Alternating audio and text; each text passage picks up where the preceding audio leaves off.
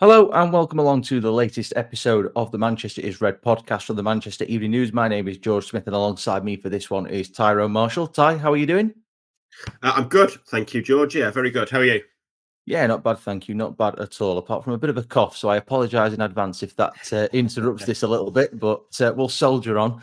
But before we dive into this podcast, we want to offer a shout out to our new podcast sponsor, Saily, which is a brand new NordVPN that is a new eSIM service app that you can use abroad if you're in desperate need of an internet connection.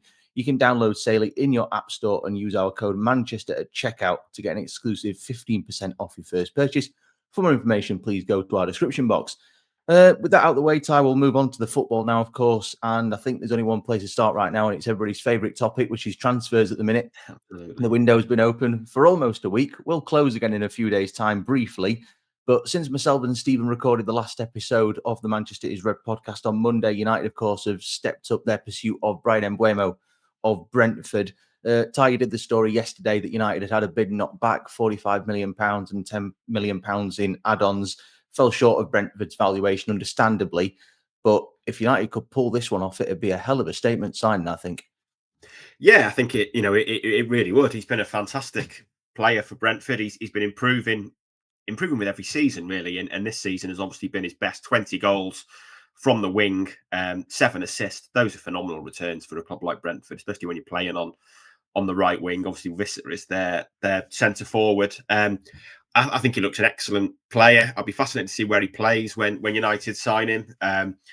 I think it's clear he wants to join United, and now that's clear. United are kind of making their move. They're obviously going to end up paying more than that. I think there'll be a good chunk of add-ons. The whole package is, Brentford have made it clear they kind of want the same fee that Wolves got for Cunha, and you can see why. I guess they're kind of similar players at similar level clubs of a similar age with a similar record this season.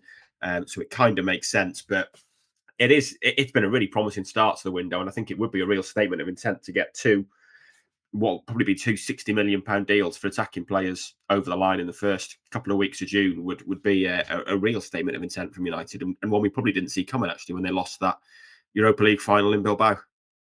No, definitely. I think we all feared after they lost that game, obviously, the financial implications and then the fact that there was no European football, it could be really, really costly. But Cunha made it clear he wanted this move. That was never in doubt. And it seems like Bryan Mbeumo has got the same mindset. He wants this move at all costs.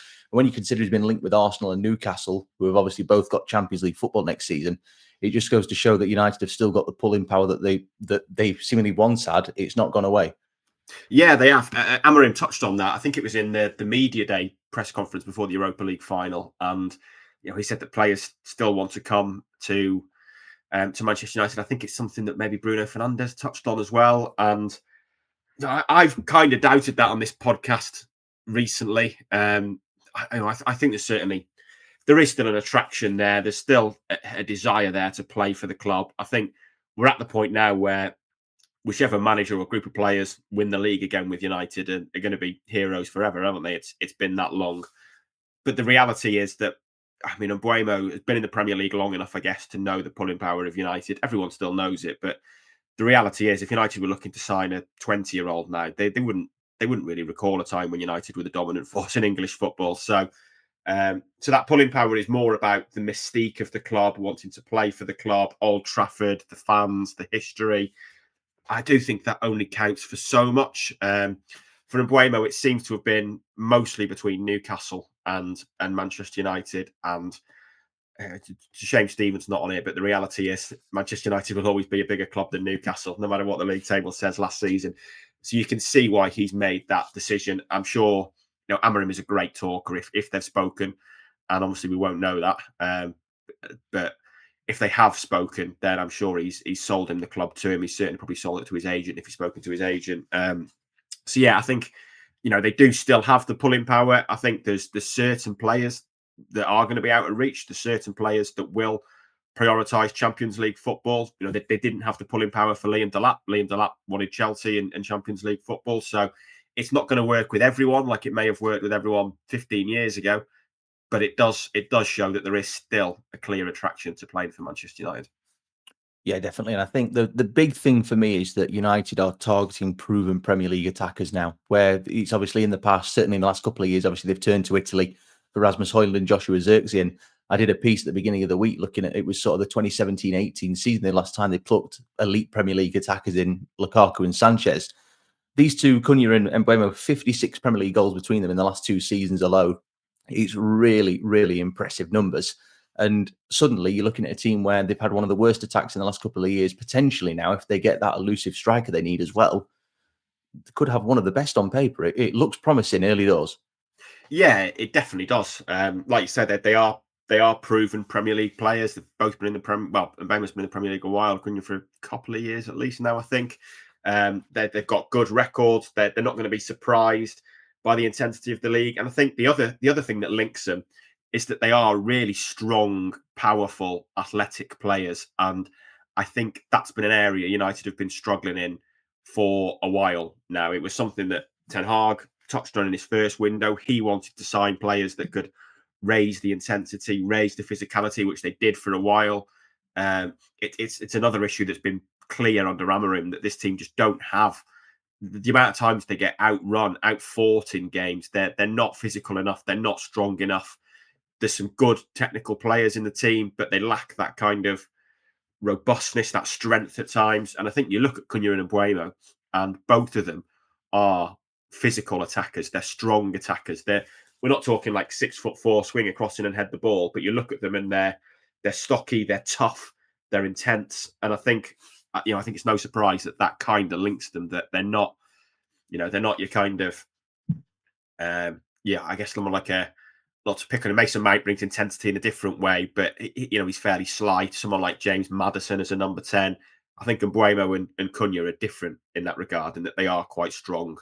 They are quite powerful. And I think that is something that Amorim really wants to bring and improve to this team. It's known, he said behind closed doors that he wants to kind of raise the intensity. He wants to focus signing players who can bring that intensity. And I think those two definitely tick that box. Yeah, they've definitely got that extra level of aggression, haven't they? I think more than anything, particularly Mbeumo, like you said, he's quite a stocky character. He's well built and he's powerful.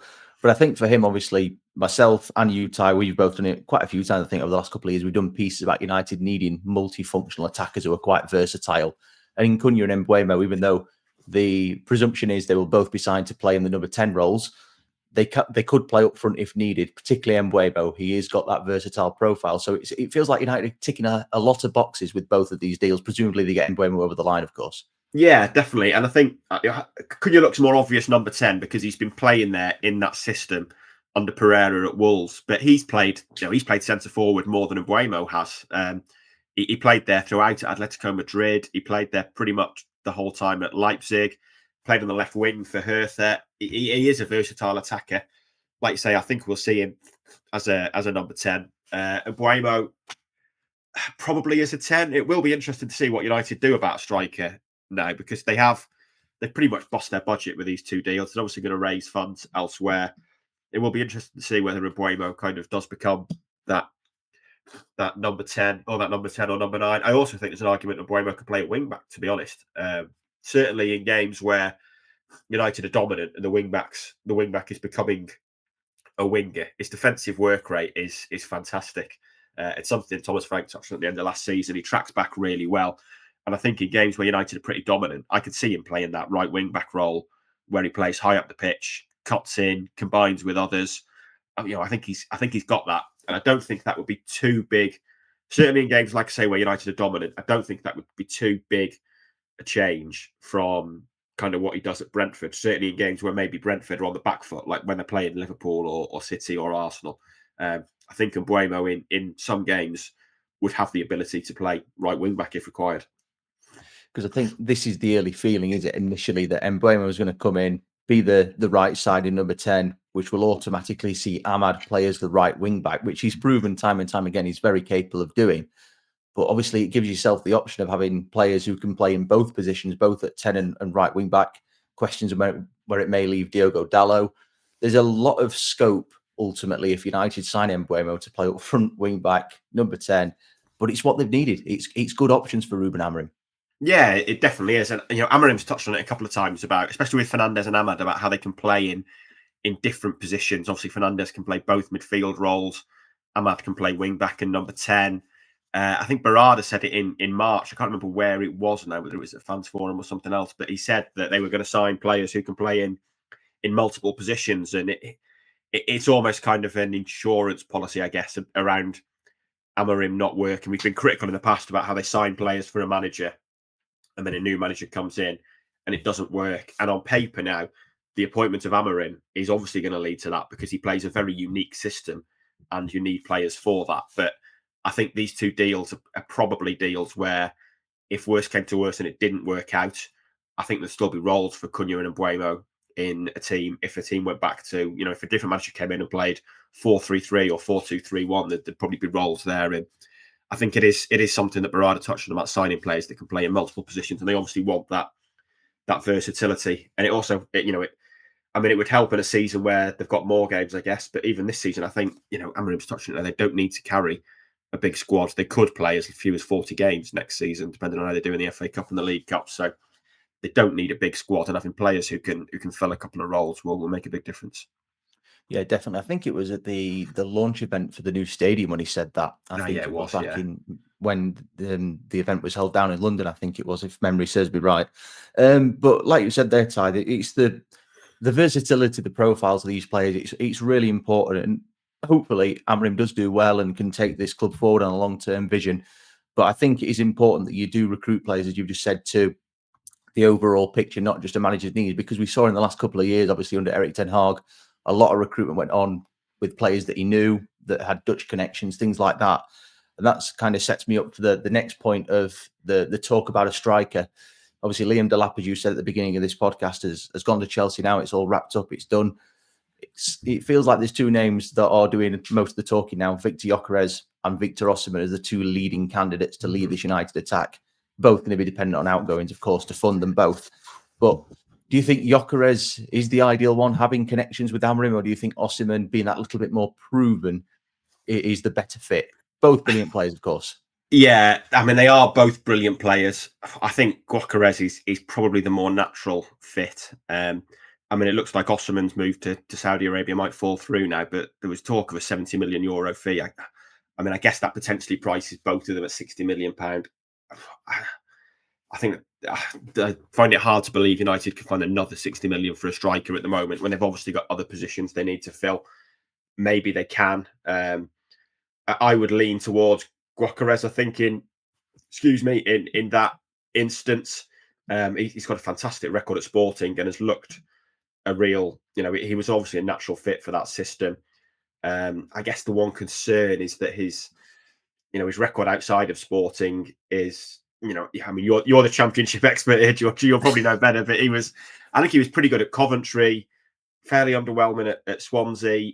His form in those leagues probably didn't strike you as a Man United player. He's been a slow, kind of a late developer, a slow burner, hasn't he? But what he's done for Sporting looks excellent. Osimhen, I don't know, there's just something about Osimhen where it doesn't quite fit with me. And I know his goal scoring record's really good, but I don't know. I don't think it quite fits, and the lack of interest from everywhere really is kind of feels telling that there's obviously something there that the clubs just aren't convinced about. And I don't know whether it's to do with wages. I think that's going to be the big issue maybe with Osimhen. If he's demanding a huge salary, then it's just not going to happen. But yeah, I do think it's going to be interesting to see where United go from here, because I don't think it's. I think it's certainly a possibility that they end up maybe trying to make Mbeumo the number 9 next season. So it will be interesting to see what they do about striker and kind of where they go from there. But yeah, out of those two, Gyökeres would certainly be my top pick, I think. It's a good point on Osimhen, actually. There's obviously been the concrete links, as you mentioned, with Saudi Arabia. Looks like it's going to fall through now. Galatasaray have been heavily linked with turning his loan into a permanent. But other than the odd bit of speculation with United, Arsenal, Chelsea, there's been nothing sort of concrete, which is surprising me considering he scored 85 goals over the last 3 seasons, which is a phenomenal return. Yeah. But Gyökeres, obviously, he knows the system as well. Obviously, different players, different club, different expectations, all what have you. But he knows that 3-4-2-1 system. And say United do get him as the final piece in that jigsaw in the attack, him, Cunha and Mbeumo, that is one hell of a step up from what they've had in the last couple of years. Well, last 5-6 years, maybe. Yeah, it definitely is. And if that did mean Ahmad playing at right wing back as well, you throw that in, it looks a really, really exciting front three, front four, front five, maybe with Dorgu on the left. It certainly looks, there's certainly promise, I think, with that attack. I think it was very obvious that you look at United last season and the failing was in front of goal. There's just a total lack of goals, nowhere near enough goals. They needed to bring more of that. They needed more creativity. They needed more match winners. They needed players who can win games on their own more. I think Fernandes and probably Amad are the only ones that can do that. I think Cunha fits that bill. He is kind of that maverick number 10 player. So, I think the attack was the obvious thing to look at. I've said before, I think central defence is fine. Number 6, Casemiro goes, you probably want someone else there, but it was certainly those attacking positions that needed improving. And I think it's a good sign that United have gone for those positions first of all. And like I say, if they do bring a number 9 in, a proven number 9 in, then it could be a completely new look front three next season. And I think there's a lot of excitement in that. Definitely. I mean, we're talking about Mbeumo almost as though he's already signed, and the United have not even agreed a package yet with Brentford, so we must stress that. But if they do get him and Cunha alone, that's 37 Premier League goals added from this season straight away. You potentially add Gyökeres into the equation. I think he got 54 in the end. Remarkable figures. So you're looking at nigh on 100 goals into your front three, and 2 of them well established in the Premier League. And like you've said, Ty, there's Amad, obviously, who popped up quite a lot this season. Bruno Fernandes, of course, I think it was 19 goals he ended up with. There's a lot of options there. All of a sudden, a team that was seemingly bereft of attacking talent looks like it could be a real force. And of course, there's pre-season to come. We don't know who's going to leave. There's so many moving parts in all of this. But considering how this season went and how the Europa League final ended up, the mood has been lifted very quickly, and that can only be seen as a good thing. Yeah, I think that's maybe the most telling thing. That what was the Europa League final 2 weeks ago now? The mood has been totally transformed. Really, that the win against Villa on the final day, but more importantly, these transfers and kind of the show of intent. We've seen United previously take their time in the market, and obviously the Cunha thing helps in terms of the release clause, but they're now being proactive with Mbeumo, and I think it has totally transformed the mood from what was a desperate season where they finished 15th, lose a cup final in such timid fashion, and now I think there's a real excitement about next season. The players they've signed are exciting players, or trying to sign in Mbeumo's case are exciting players. I think they're players that fans at Old Trafford will enjoy watching, and that is the biggest thing that it's done. That it has transformed the mood. It's got supporters kind of excited again from what might come next season, when 2 weeks ago the mood was incredibly despondent, really. Yeah, absolutely. And I think the mood has been helped by the fact, I've already mentioned him a couple of minutes ago, Bruno Fernandes, United given a big boost of the chance of him staying now, turned down the move to Saudi Arabia. Talk of £100 million was an offer. Fernandes didn't fancy it. I think that says a lot about his character and willing to be committed and fight for this club moving forward. Amorim loves him. Sir Jim Ratcliffe has named him as a player they'd love to keep. He's got to be central to this United team's ambitions for the coming season, hasn't he? Yeah, definitely. He's so important to them, and I think there was an argument online you see about some fans saying cash in, take the money. I think he's borderline irreplaceable, especially when you look at it now. I mean, that they are kind of short of options in that number 6 role. Agate hasn't convinced. I don't see the need to keep Casemiro when you're not in Europe next season. Amorim's not sold on Mainu there. You kind of need Fernandes for that position, because I think that's probably an area for the team where there are question marks about who's going to play there. And he showed during that Europa League run and at times in the Premier League that when he plays at number 6, he can still contribute goals. His record at the club is fantastic. He's been a brilliant captain, certainly off the pitch. I think on the pitch he's good as well, for all the criticism he gets about his complaining, his histrionics at time. But off the pitch, he's really set the tone in what's been a difficult time. He's got the respect of his teammates. And yeah, I think it was essential. I think it is essential he stayed. It's probably worth saying that the window hasn't closed yet. He's turned down Saudi interest, but I'm sure there's plenty of European clubs that would take Bruno Fernandes as well. And he's the one player, if there was interest from somewhere, and it was in the Champions League and he said, I want to go and play it. He's the one player it's kind of hard to say, stick with us, because he's won the Player of the Year award 4 times now, and he's been at the club for 5.5 years. He's done everything possible to drag this club up, and it's just sunk. And he's not to blame for any of that. He deserves better. I think he turns 31 in September. He deserves to be playing in the Champions League. And yeah, he's turned down Saudi interest. I wouldn't completely close the book on anything happening this summer yet, depending on I certainly think it's very unlikely. I think it's now probably 90% likely he stays at United. But it is worth saying that in a lot of the stuff he said in the Portugal press conference, it was kind of about turning down Saudi rather than staying at United, I would say. And I know he said he spoke with Amorim and whatnot. But the potential spanner in the works is if a European club comes in. But given his age, I think that's probably unlikely that they'll pay anything close to what Saudi were going to pay. And I think it's 90-95% likely he's going to be here next season. But it's reaching the point where United really need to deliver for him, because if they end up next season not in the Champions League or not in Europe at all, then I don't see a scenario where he stays for another year. So they are at the point now where they need to deliver for Fernandes and give him the team around him that his talent clearly deserves. I think that's the thing, isn't it? Can you put a price on his importance? Because if they'd not have had him this season, who knows where they would have ended up? They would have been a hell of a lot closer to the bottom three, that's for sure. But I think it was 39 goal involvements he ended up with in the end, which is quite astonishing for the team that he was in and how much it struggled. But you mentioned a few minutes ago, Ty, about the lack of options in central midfield. We saw Fernandes play there quite often in the second half of the season, particularly around sort of February, March time. And with the arrival of Matheus Cunha expected to take up that left-sided number 10 position, seemingly Mbeumo on his way at some point as well, it does feel like Fernandes will be a natural starter in one of those two central midfield spots. So it feels like he makes up 50% of that, with perhaps a new partner who can upgrade on Ugarte. You've mentioned there Amorim not seemingly convinced on Mainoo at the minute. So it feels like Fernandes is the only guaranteed starter in midfield for next season at this point. Yeah, I would think so. It's a tough one to call. Like, I mean, I've said before, I think losing that Europa League final should probably be the end for Casemiro. As good as he was in the second half of last season, a lot of that was in the Europa League. I think we said countless times that the Europa League kind of suited him.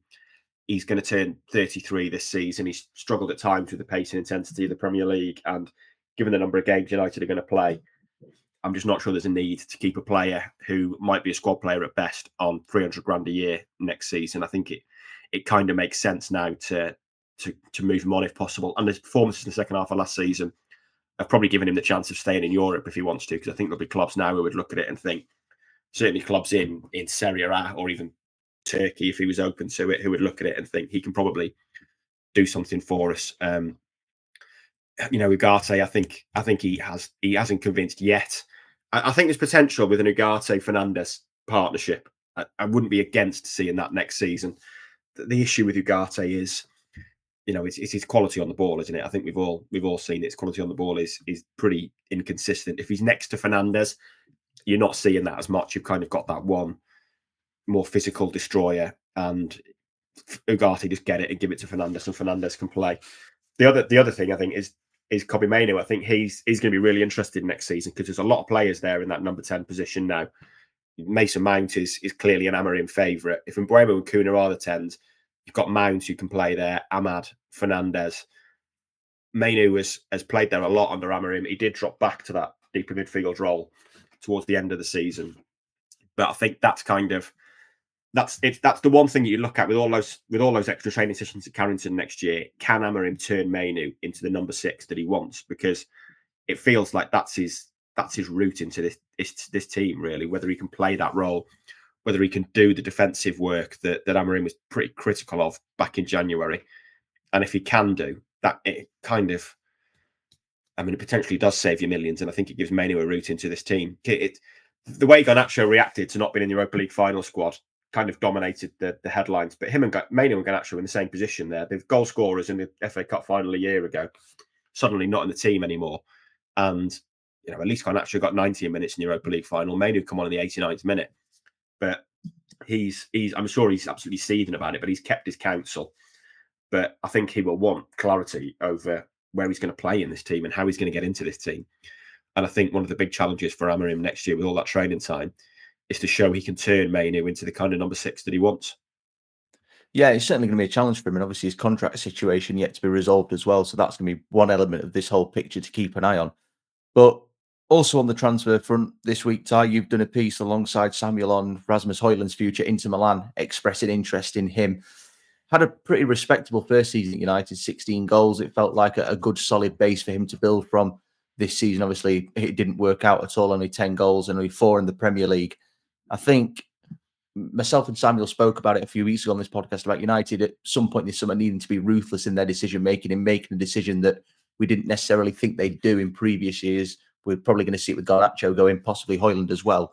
If United get the opportunity to cash in on Højlund, they're obviously going to have to take a huge loss on him. But he's not a player from what we've seen the last couple of years that looks capable of leading this United attack long term. So I think United would be better to cut their losses at this point, move on, and use the money to try and bring somebody in who is obviously a step up.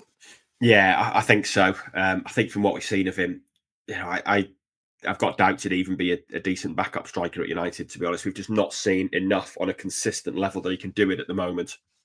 Maybe one potential outcome is that he goes on loan and boosts his confidence and has a good season, but it's no surprise that all the interest in him is back in Serie A, where he looks pretty decent with Atalanta, and maybe that is the solution. I think, like I say, I think if United can get a fee for him, then or get a reasonable fee for him, they would take it. If it's a loan, then I don't think that's the end of the world, to be honest. If he has a good season, if he goes to Inter on loan and has a good season, A, they'll be interested in him. B, United might think, let's give him another chance, depending on how the team's done this season. But, I think it's, in a way, I think kind of a move of some description probably suits all parties, especially if United do sign that number 9, because he's clearly kind of struggled for confidence at times, Højlund. He's been incredibly frustrated, and I can't imagine that's going to be helped by just playing second fiddle next season, especially, again, when there are so few games to play. You could, if you sign another striker, if they somehow sign Gyökeres, then you've got Gyökeres and Mbeumo who could play number 9. You've got Chido Obi who could do it. You've got Ahmad who could probably do it. Fernandes who can do it in absolute necessities. But again, they're going to play, 4 or 5 midweek games, maybe, depending on how they do in the EFL Cup and the FA Cup. There's just not the need to carry that bigger squad. So I think if they do sign a number 9, they have to shift Højlund on, really, and kind of move on from that period. I think the prospect of a route back to Italy says it all, doesn't it, about where he's at in his career path and his development. Obviously, he's still relatively young, but there comes a point where you're past the point of being a youngster and you've got to step up. And yeah, I think ultimately, I seem to remember Rio Ferdinand saying it, and I thought at the time, you've hit the nail on the head, about three months after he joined United, maybe even earlier, that he should have been signed as a secondary striker, not to be the main man straight away. So really, he was fighting an uphill struggle from the off, wasn't he, really, Rasmus Højlund? Yeah, he was. I always remember the day United said they'd agreed a fee for him, which was about 2 days after they said they wouldn't pay more than 60 million. And it was the day we were in San Diego on tour. It was the day we were doing the sit down with Ten Hag. So all the the Manchester press pack were at UCLA, and we were sat there doing some work and get told they've agreed this fee. And I remember we were all having a discussion: how many goals will Højlund score next season? And I think I might even said it, but you looked at it and you thought 15 goals in his first season would be a good return for him, which I think he got. I think he got 16 Premier League goals in the end, maybe in his first season, or maybe 16 in all competitions. Can't remember now. I think it was 16 overall. Yeah, 16 overall. You'd say that would be a good return for him, given his kind of lack of experience where he was stepping up. But the reality is, it's not enough for Manchester United, and that's kind of what transpired in his first season. He had, like you said before, he had a respectable first season, and it wasn't enough for Manchester United because they need more than that. And I think that was always the problem, signing him as your main centre forward, that there wasn't the record there to bank on him. And he hasn't kicked on from that first season. He was really disappointing last season. And I think that was always the problem, especially at the money they were paying for him. It was crazy, crazy money for a player that was so unproven. And that's kind of come home to roost. And it was an example of how easy United could be played, because they'd said 2 days earlier they weren't going to pay more than 60 million. And then as soon as Atalanta are briefing that PSG are in, United are spending all night in a hotel in Milan. Or it might have even been in Bergamo, actually, all night in a hotel in Bergamo. And they agreed that deal with Atalanta for Højlund at 3 a.m. in the morning. And Atalanta must have left that hotel and thought, oh, wow, they are so easy to play, these lot. And it just kind of sums it up that they got panicked into going to Bergamo, doing this deal in the early hours of the morning, desperate to get it done, and it's proved to be a flop, really. And it's not over yet, but I don't think anyone really thinks Højlund is ever going to be worth that kind of money again. And it does kind of show how easy, let's say the old United for now, how easy the old United were to just play in the transfer market, and clubs just ran rings around them. And I think that's a classic example. Well, it happened 12 months early, didn't it, with Ajax, with Antony, which was obviously an even bigger flop. And it's obviously been a problem that's held them back for quite a while. But it does feel like things are improving on the recruitment front. I think we've seen examples in the last 12 months where they've turned a corner slowly. I think we saw better recruitment methods last summer with Yoro, long-term potential. Mazraoui was a pretty low-risk fee. Aiden Heaven in January already looking like an absolute steal at the price they paid. And now, obviously, with Cunha coming in, maybe Mbeumo as well, proven Premier League talent. So it does feel like things are moving. And Ineos, for all their criticism and everything that's gone on, they have a little bit of credit for the way they've changed the transfer strategy. That is one bonus. And speaking of Ineos, there have been a few changes off the pitch this week, Ty. Sir Dave Brailsford stepping back from his day-to-day duties, continue as director of Ineos Sport, but going to lesser his involvement with United to a degree. That feels like another positive step, because obviously there's been criticism aimed at him with his background in cycling, and what is he essentially doing at the top table at Old Trafford? Yeah, I think the official line is that basically he was there to kind of get this executive committee, this football leadership committee in place, and that's now happened. So he can step back. He's still going to be on the board as director of sport at Ineos. He's still going to be over United and what's happening, but I don't think he's going to be as visible a presence at games. He's been very visible at games. He's been working at Carrington a lot. When he first took over, he was speaking to players to kind of gauge the mood and what needs to change. He's been hands-on with the training ground redevelopment, with Ten Hag decisions, with appointing Amorim. I think all of that he's probably going to take a back seat on now. It was obviously coinciding with Jason Wilcox being appointed director of football, and I think that's clear now that they've settled on this structure. He is essentially the Ashworth replacement. He's doing both jobs. I think, when all these appointments were made, I said at the time that it felt kind of like Chelsea light, a bit Todd Bowley, that they're just seeing all these executives doing good jobs elsewhere, and like, we'll have him, and him, and put them in here, and let's give them different titles. And you saw at Chelsea a lot of upheaval, that people would come. Christopher Vival's probably a good example. Went to Chelsea and then left after a few months because there was so many cooks there. People didn't know their roles, and it didn't really work. And I think that's probably what we're seeing at United now, that having Dan Ashworth and Jason Wilcox, as well as a chief executive who is way more football focused than Richard Arnold or Ed Woodward was probably completely unnecessary. And it's kind of been slimmed out with Ashworth's departure. You've got Berardi now, who's chief executive and is clearly over the detail when it comes to football. Wilcox and Berardi have a good working relationship. Wilcox is the main man now there as director of football. And then you've got, Christopher Vival is leading a lot on recruitment. And I think it's a more streamlined structure. And I think they've probably got more confidence now that they've got it right, which is why Brailsford thinks he can take a step back. Yeah, it certainly feels like it's settling down now, doesn't it? And things are sort of smoothing themselves out. And for Ruben Amorim, it must be a relief that he's now got a sort of an inner circle that he can approach, he can go to. And I think it's been proven with the speed at which they're trying to act in the transfer market that everybody seems to know their roles, and it's working quite nicely at the minute. Yeah, it seems like that. It does. Like I say, it's been a very good start. It's kind of it's an understated team in a way that obviously Jason Wilcox is very prominent. Berardi is very prominent. Vival's got a really good background in recruitment, but he's never at games. He's pretty low key figure. Matt Hargreaves is going to be doing a lot of work as director of football negotiations, certainly on the sales front. But again, I think when you get those in a lineup, and a lot of fans would struggle to point out who Matt Hargreaves is. And in a way, I think that's probably a good thing, that you've got these people kind of working in the shadows and doing a more low key job now. But I think it, like we said, the fact that they've acted so quickly in this transfer window shows that the structure in place is beginning to work. Yeah, absolutely. And I think that the key now for United is pressing ahead with other matters. Like we said, it feels like things off the pitch are settling down. They've got the first man through the door. They're trying to get Mbeumo. Obviously, the striker's the main thing. That what else they need? Goalkeeper, possibly. Midfielder, we've already discussed. But it feels like everything's falling into place quite nicely. And by the time United go on the pre-season tour towards sort of mid to late July of the US, there could be the bulk of the work done. But obviously, a lot of it is going to be dependent on who they can shift out the door. Yeah, I think so. I think once Mbeumo's done, I think we're probably going to see a shift to those sales.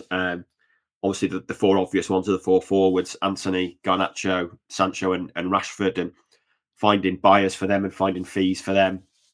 You can often see in windows that United might get these two deals done in the first 10 days of June, say, and then it might be 5 weeks before they sign another player. It's not unusual for it to be like that. It'd be great for everyone, for all the ins and outs to be done by the end of July or the 19th, 20th of July when they're starting pre-season friendlies and going to the US. It doesn't always work out that way. It might be that these two are the only new faces in by then and that the focus has turned to trimming that squad, because this was a squad that needed trimming anyway. And yes, they've lost 3 players, I think, on free agencies.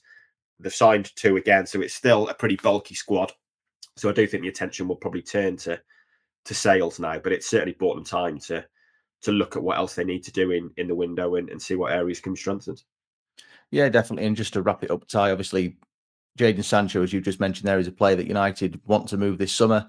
Been a bit of a spanner thrown in the works this week with Chelsea deciding not to take up the obligation to sign him permanently. They paid the £5 million sort of break clause to free themselves from that. Be interesting to see how easy a task United have trying to move him on, because I don't think it's going to be easy, this one, with his wage demands, is it? No, I don't think it is. When news of this clause first broke a few months ago now that they could pay £5 million to send him back, essentially, someone at United described it to me as a win-win situation, which I thought was ambitious at the time and even more so now, in the sense that they're getting £5 million for a player that is just coming back to them. But the reality is they've got to do something now with that player. He's clearly got no future at the club. And I'm sure Matt Hargreaves is not thinking this is a win-win situation. It would have been a hell of a lot easier if Chelsea had just spent the 25 million to sign him. They've now got to find a buyer. If they can't find a buyer, they've got to do another loan move. It's the final year of his contract. Do they take the option to protect a bit of value?